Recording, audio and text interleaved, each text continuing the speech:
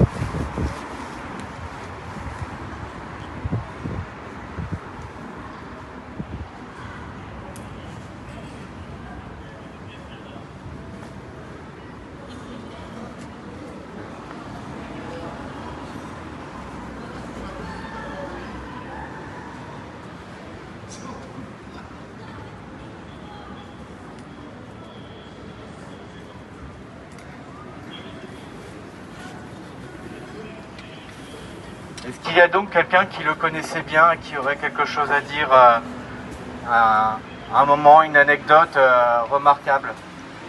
Bien.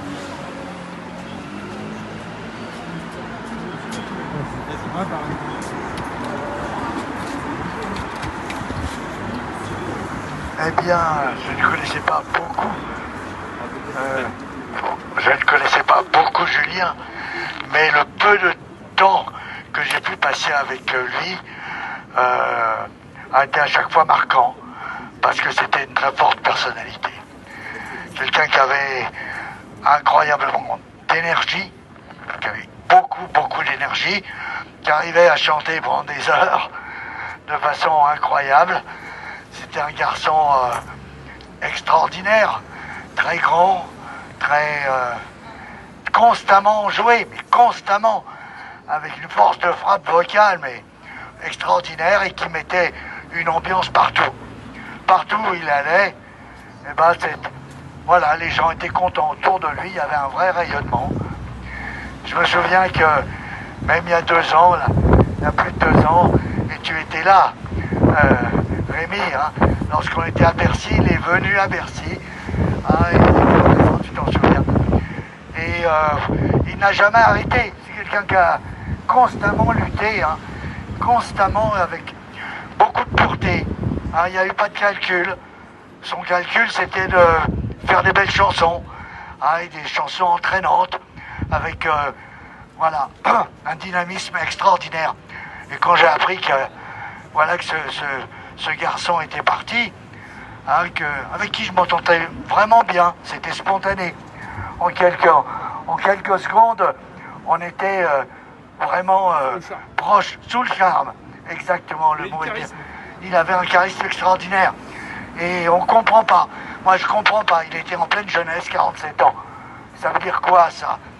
Mais j'arrive pas. Soit il y a eu quelque chose de grave qui s'est... Voilà. Soit on ne sait pas ce qui s'est passé, il faut que l'enquête soit diligentée. Soit il est dans un coup de démoralisation, il s'est bourré avec des calmants, je ne sais pas, c'est possible. Et après, et a eu un geste d'impulsion à 47 ans. Dans une forme pareille, ça n'existe pas. C'est incompréhensible. Donc dans tous les cas, il a très très bien bossé depuis le tout début. Pendant 5 ans, il a fait une vraie carrière dans le mouvement de résistance auquel nous sommes si attachés. Il a contribué. Et je pense que dans 100 ans, on continuera à regarder les vidéos de Julien Nicollet. Voilà, il était là, il était partout. Il avait quelque chose d'extrêmement consensuel. Il était ni pour les uns ni pour les autres. Il était pour la résistance. Il était pour avancer. Il était là pour donner de la force. Donc c'est une très triste nouvelle. Et pour vraiment lui rendre hommage, eh bien, je crois qu'on ne peut que se rapprocher. Il avait cette fonction de regroupement de toute personne, de tout qui vienne, qu'elle soit. Il était infiniment consensuel. Donc je crois qu'on peut lui faire, pour lui faire honneur et à sa mémoire, eh bien, il faut que nous nous rapprochions le plus possible. On peut le dire aujourd'hui au nom de Julien, au nom de Julien Nicollet. Le mot Julien, il y a joue dedans. Joue, c'est ce qui rapproche. La racine du mot, du joug, hein, comme on a le joug sur les bœufs, etc., c'est le rapprochement.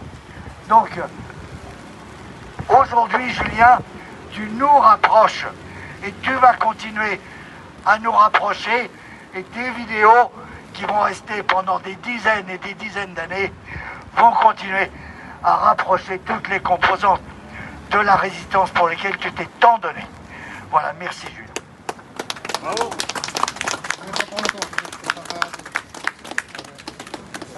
Ah ouais, c'est bon. Bah, c'est Gilet jaune depuis le départ, si je ne m'abuse. Je ne l'ai pas beaucoup connu personnellement, mais je sais qu'il avait une forte présence. Il apportait de la lumière, de la chaleur. Et le mouvement Gilet jaune avait son barde. Aujourd'hui, le mouvement Gilet jaune a perdu son barde. Alors je ne sais pas exactement ce qui s'est passé. J'aimerais bien savoir parce qu'on a quand même un de nos camarades qui est parti. On ne savait pas trop de quoi finalement. Et puis voilà, juste lui dire, dire déjà qu'il est parti rejoindre tous nos camarades qui sont partis avant lui, Edith, Neigé et quelques autres, maintenant qui nous regardent de là-haut, et que dire avant tout que pour leur rendre hommage à tous ceux qui sont partis, pas seulement à Julien, mais aussi aux autres, que ce combat, faut pas le lâcher, il faut aller au bout. On n'a pas le droit, on n'a plus le droit de lâcher maintenant. Déjà avant on n'avait peut-être pas envie de lâcher, maintenant on n'a plus le droit de lâcher. Et simplement lui dire, salut à toi, le barde jaune, tu nous manqueras beaucoup.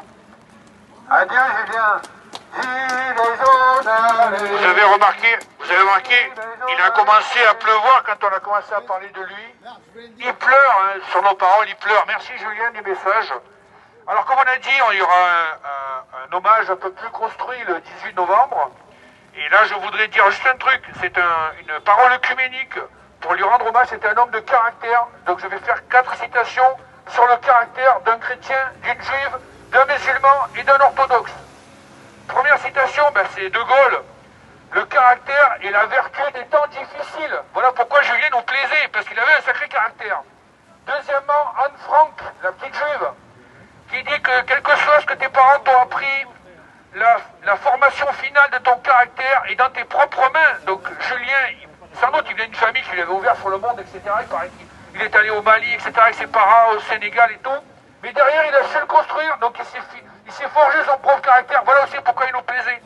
Troisième citation, le prophète Mohammed, qui dit « Le jour du jugement dernier », qui est aussi le même pour les chrétiens et pour les juifs d'ailleurs, c'est la même chose, puisque je vous rappelle que la Torah est inclue dans la Bible et que dans la Bible est inclue dans le Coran, donc on est vraiment tous frères et sœurs, c'est les politiciens qui nous divisent. Le prophète Mohammed dit « Le jour du jugement dernier, le caractère pèsera plus lourd dans la balance que quelque chose d'autre quand on va juger chaque personne pour l'accès au paradis ou pas. » Et la quatrième citation, c'est du poète très connu Alexandre Pouchkine, russe, orthodoxe, qui dit « L'histoire appartient au poète ». Rien à voir avec le caractère, mais quand même, Julien était un poète. D'aucuns le savent d'entre vous, mais il a écrit des albums de musique, etc. Je pense que ça fera partie de l'hommage qu'on rendra le 18 novembre.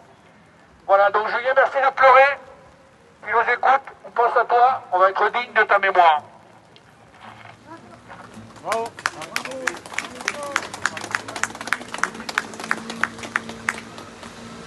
Bonjour à tous.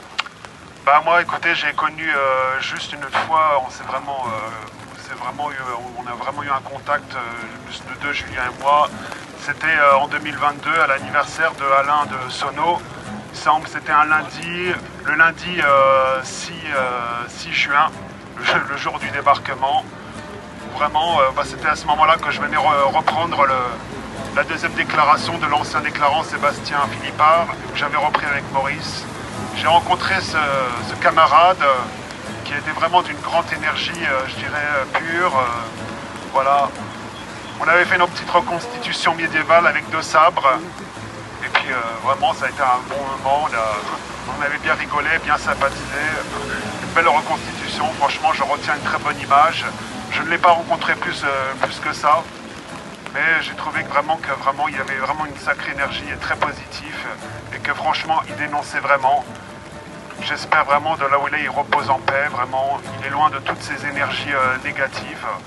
Donc franchement, je pense que c'est un grand jour aujourd'hui de lui rendre hommage. Voilà, parce que c'était un sacré camarade qui a vraiment apporté son énergie au sein du mouvement et qui a vraiment dénoncé. Voilà, un grand hommage à Julien Nicolet, qu'il repose en paix dans les cieux.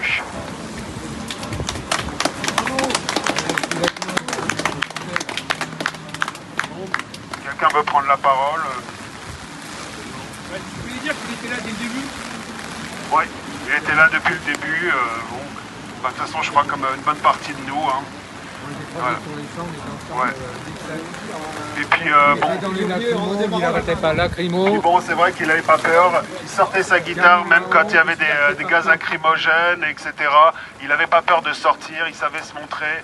Il savait même jouer même quand il y avait même c'était limite si on n'était pas en guerre et puis qu'il continuait à jouer de la guitare, etc. Il y a même des concerts solos. Ouais, des concerts solos. Il a fait quand même en plus. Il s'est même fait casser sa guitare par les forces de l'ordre, franchement. Mais bon, c'était vraiment une figure importante, voilà. Donc qui était un gilet jaune depuis la première heure. Donc voilà, je peux dire un grand hommage à Julien Nicolet.